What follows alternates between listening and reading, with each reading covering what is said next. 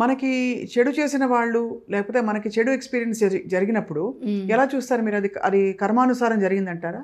డెఫినెట్గా అండి.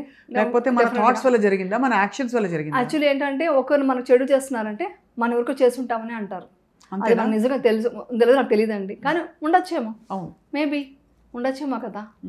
అంతే. సో కాబట్టి మనం ఏదైనా చేసుంటామేమో, నేను అదే అనుకుంటా. ఇప్పుడైతే ఏదైనా ప్రాబ్లం వచ్చింది అనుకో, నేను ఎంత ఈగోతో ఎలా ఈగోయిస్ట్గా ఉన్నానో ఏంటో పూర్వజన్మలో.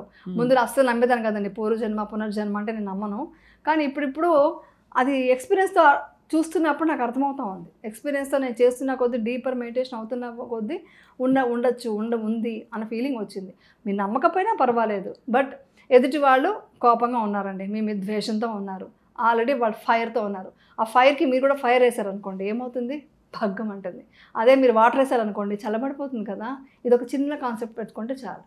ఎదుటి మనిషి ఎంత ద్వేషిస్తున్నా కూడా మీరు ఒక స్మైల్తో వెళ్ళిపోయారనుకోండి, అక్కడతో అణిగిపోతుంది. ఫైర్కి మీరు ఫైర్ వేయద్దు, పెట్రోల్ వేయద్దు, వాటర్ వేసేసేయండి అంతే. అప్పుడు మీరు శాంతంగా ఉంటారు, మనశ్శాంతిగా ఉంటారు. ఇంకా పెరగదు కదా, ద్వేషం పెరగదు, ఆగిపోవచ్చు కూడా.